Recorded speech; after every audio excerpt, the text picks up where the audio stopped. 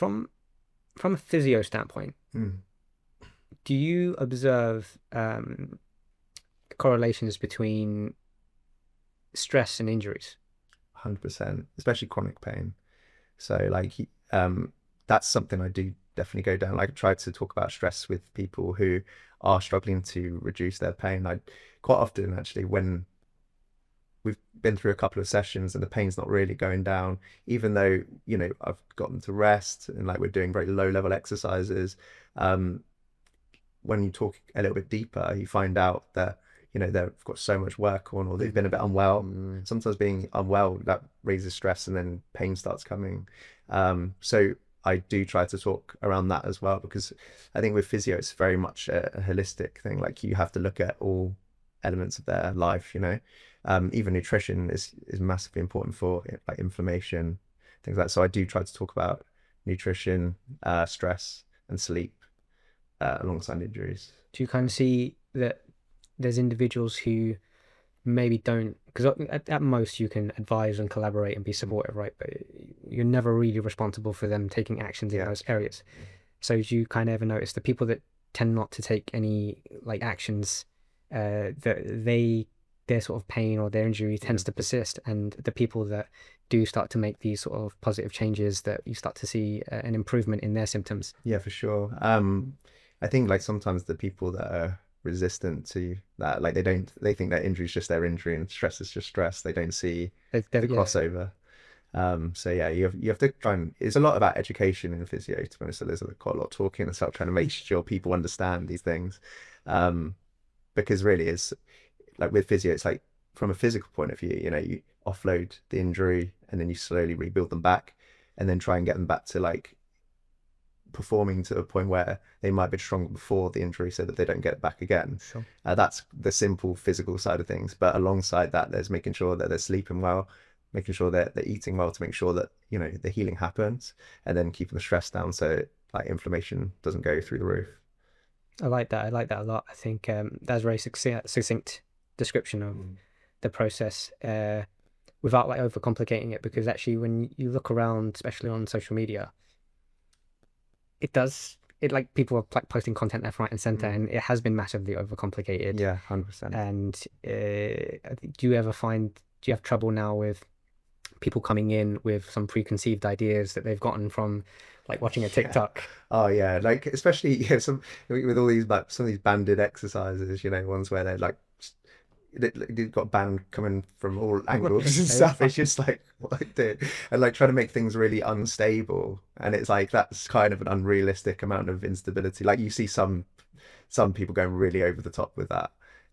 So sometimes when you give like exercise that actually work, it seems a bit like, oh, that seems a bit boring. It doesn't Right. seem very rehabby. I've got bands coming from everywhere, So that can be a little bit challenging, but it's not too bad to be fair. Like I think most of the time people just trust you to, or trust me to Yeah, take I them think through. trust is the biggest thing, right? So even though you see people get to see loads of stuff online, Mm, they still kind of just want to deal with the person in front of them. yeah, And it's like, I might ask you a question about this stuff, but if you tell me that mm, like I don't have to worry about that, then I'm just yeah, gonna like go with what you're telling me. yeah, You're gonna get the one, what do they call them? Ask holes. You get like one in 100, yeah, right? But you're really unlucky if you yeah, kind of come across one of those. But yeah, I have found I used to get really, I mean, you remember me from back in the day, and I'm kind of moved on from a lot of stuff, but I used to get really wound up by, opinions on the internet and yeah, things that people were like putting out there. And I had my very strong stances and yeah, standpoints on things. And, I'm like kind of very relaxed about everything now. I'm just like, yeah. I don't know, you're doing something, well done, keep going, right? Yeah, to be fair, like sometimes doing something's better than nothing. So you can't really complain about it too much. Yeah, But and to be honest as well, like sometimes I'm quite open to other techniques as well. Like sometimes like you only learn about new techniques as you go along yeah. through your career. So sometimes when you kind of s- hear something or like see something on Instagram, you're like, "Oh, okay, that looks like an interesting approach." Sometimes I might give it a go or look into it a little bit deeper. Depends really you know how it looks. What's something that if there is something that you've come across that maybe seemed a little bit ridiculous at first, and you looked into it or you kind of engaged with it, and then you've had a bit of a U-turn on its application? Gosh, can't really think on the spot to this. Let me think. So All right, so I'll ask you because I've yeah. been able to see some of the stuff that you've been Yeah. getting up to, and one of the things I think I'd have curiosity around, Mm. because I've never done it, and I don't know much about it at all. You went on a acupuncture course. Oh yes, yeah. Um, what inspired you to do that, and what did you learn? Okay, so yeah, acupuncture. Obviously there's like mixed like ideas on that. Like there's it seems to be like some physios don't really believe in it, some people do. I think it's because a lot of people see it from the Chinese medicine perspective, where it's a bit like, it seems a bit spiritual. Okay. So like there's kind of three things you can use it for. So it's like it can help to release a muscle.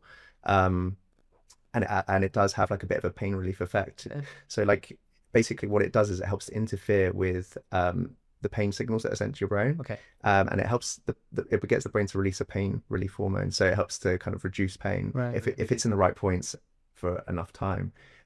It works really well on some people, and some people it doesn't work that well with. So it's one of those things where you trial it with that person. If it works well with them, then you can use that as a pain relief tool. But I would never really use acupuncture other than pain relief or just try and release a muscle quite quickly. Um, like I wouldn't want to try and use it with the person continuously for like every session. I think like using it alongside trying to rebuild Yeah. them in the gym, trying to get them to be able to cope with like load progressively is like the key really. So the exercise side of things is literally the key, but massage, acupuncture, they're all kind of tools to help reduce pain, reduce tension, and that should help then take them into their rehab plan and try and progress them quicker. Yeah. Okay, that's really interesting because I wouldn't have known the mechanism Yeah. that acupuncture actually delivers. I suppose that kind of makes me curious about a few other things as well. So you mentioned massage there, and one of the really popular tools that has come about in the last few years is massage guns. Yeah. Which again, I've not used massage guns myself, Mm. and but the impression that I get is that they feel really good, Mm. and people love like regardless, it's got nothing to do with injuries, right? That I do find people just like Yeah, you yeah, know, massaging themselves with the guns. yeah. Is that something that you use? And again, like, what is there anything that you'd be like? If my clients have the guns, I'd say like you can use that daily just to try and keep on top of any muscle tension. But I don't really think they're that like massively effective. Like I feel like they can help, but I feel like my thumbs are better to be honest. If I'm doing like if I had a sports massage, well, sorry, a gun, I wouldn't use that over me doing Yeah. hands on because I feel like if I was to do like deep tissue massage, I can actually feel for where the knots like are or where the tension is, and I can use just different techniques and different pressures. Okay. And I feel like sometimes the guns don't really get in there as well as my thumbs do. So it's one of those things where I'd probably do a deep tissue massage just to reduce the tension, and then move on to the rehab plan. And then I'd say like if you've got a gun, you can like use it to kind of keep Just on be top of the inside. Yeah, tension yeah, that I've released. So it's just one of those things where it just helps to manage it until the next session, or just manage it from there on. So All right, and it's probably the last tool that I can think of that became quite popular is mm. compression boots. And my brother's just bought some of those. Right. He's had good reviews on it, so yeah. Yeah, I mean, I don't know too much about those to be honest. I haven't really looked into it that much, but I guess it helps to increase blood flow. It kind of gets the blood That moving. is my impression of Yeah. it. So my gym has the compression boots, and I have tried them, Mm. and yeah, the general thing seems to be again, it seems to improve blood flow, Yeah. and what I would probably say is it's kind of the lazy version of taking a walk. Because if you were to take a walk, It it just would gets have a blood similar flow. impact on your recovery. Yeah. Whereas you can just kind of sit there And just enjoy it. and Just just massaging relax it. while this thing is kind of like Yeah. squeezing the crap out of your legs. Yeah. And Walking would be a lot cheaper. walking would probably be a lot cheaper. I mean, it's there so you can kind of access Yeah. it. I unfortunately used it like I have what I'm going to say is a self-diagnosed meniscus tear, Mm. right? Based on my experience with those injuries, and Yeah.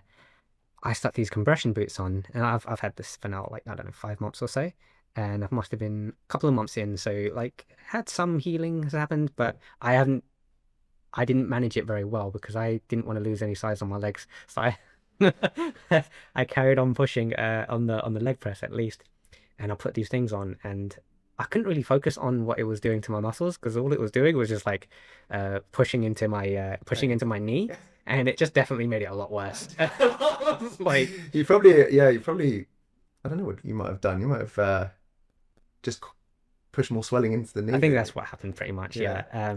So if you do a knee injury, Totally. probably not a good idea to use compression boots. And I wasn't using it to help with the injury. I was just like curious, and Mm, they were vacant, and I was like, oh, let me just like try these things mm, before writing them off, right? yeah. But yeah, there's definitely been this like surge in all these sort of recovery Recovery, yeah, for tools, sure. Ice baths. ice baths. Yeah. Yeah, the gym that I'm at is also going to be getting these cold plunges and stuff Mm, like that. And I've definitely seen mixed reviews on all of these things. yeah. And one of the things I've learned over the years is, whilst I am, very much an evidence-based individual, Mm, um, there is something to like actually doing stuff and trying stuff yourself. mm, And again, yeah, if it helps the person, then it's not necessarily a bad thing. yeah. In the case of cold plunges, I think the only thing that I saw that it may have some interference with Muscle growth. muscle growth and the signals Yeah. that lend themselves to hypertrophy, Mm, but it still helps with recovery mm, for people that are doing things like any other yeah. athletic endeavor. So, I think that's if it's done at certain times. So if you do that after weight training, that's when it can affect muscle growth. in, But if you do it at the right time, if you do it on like a rest day, you might be. interestingly though, most of these things are done like people go to the gym. And then they go to the Then they saunas. go Yeah, to true, true. do all the things. Yeah, They go grab the gun, and they yeah, go to the sauna, then they go to the cold yeah, plunge, then they go to the boots, and they're like, "Yeah, I'm true. doing recovery." And like, it's not necessarily even the people use like these bioelectrical impedance Mm, measures for their body fat and this and that, and they'll go work out and then they'll jump on the machine afterwards, and it's like yeah, you're getting the most inaccurate results. It's true. already like not 100% accurate as it And then you've is. thrown it off even more. But if we look at the average Mm, behavior or the behavior of the average person engaging with these things, mm. they're most likely to do everything In one in go. one So go. true. Yeah, that's true. Yeah, I used to love when I like obviously now I've got my own gym, so I just train there. I don't have a sauna or anything like that there, so I do miss doing that after training. But especially with all the health benefits that have kind of come out about saunas and ice baths and stuff like that. So I do miss not being able to do that.